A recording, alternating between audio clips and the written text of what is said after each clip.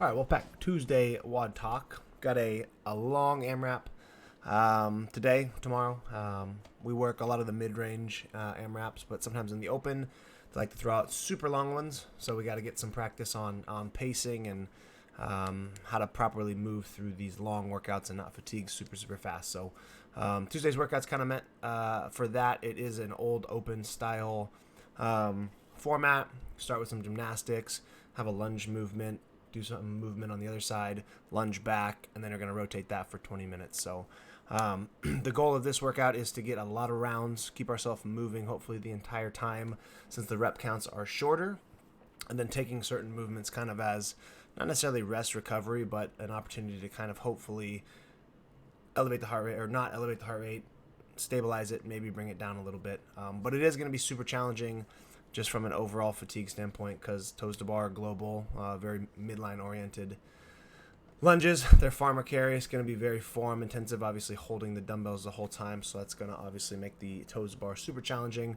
And the box jump overs, right, are a heart rate movement also. Sometimes when we get tired in the box jumps, we land low, our midline is compressed. It adds a lot of core fatigue and makes the toes to bar really challenging. So I put this together to make all of these movements really hard, but a long time cap to be able to get through lots of rounds if we start fatiguing, start breaking. So from a stimulus standpoint, we want to be able to get through these toes to bar in 1 to 2 sets, hopefully the entire time, especially the start for the first half of the workout. That way we're not spending a ton of time on the toes to bar.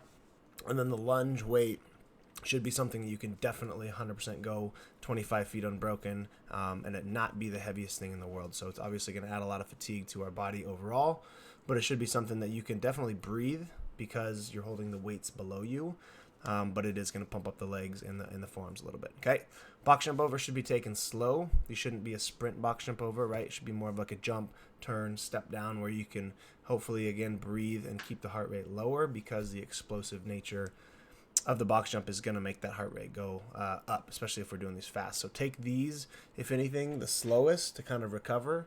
That way when you come back from the lunge, right, hopefully our heart rate stays a little bit lower before we hop up to the toes to bar and get back to work. So again, goal would be to get through a ton of rounds, a ton of reps, okay, in this 20-minute AMRAP. Start slower than you think you need to, because you're going to fatigue, you're going to slow down. But if we can mediate kind of how much fatigue we have, keep it at somewhat of a stable level for as long as we can, we're going to delay that fatigue onset, and hopefully we can get deeper into this, because you could definitely sprint through 8 toes to bar, sprint the lunge, sprint the box jump over, sprint the lunge back, probably in close to a minute and a half, okay, pretty fast. So I mean, that's putting you on pace for 10 rounds. That's a lot of rounds. So take it slow, cruise, right, get into a comfortable pace, try to keep moving the entire time, limit transitions as much as possible. I think it'll be super successful for this workout. Okay, so it's gonna be fun.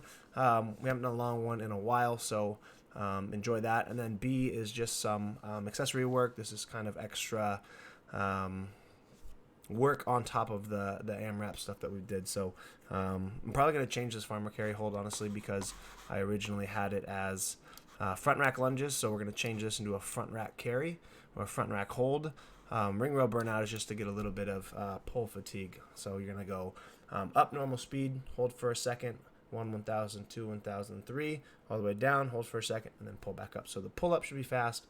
The return down should be slow. And then a sandbag bear hug hold is just good midline fatigue, good core strength, and obviously the upper extremity strength holding on to that. So enjoy Tuesday. If you have any questions, comment below.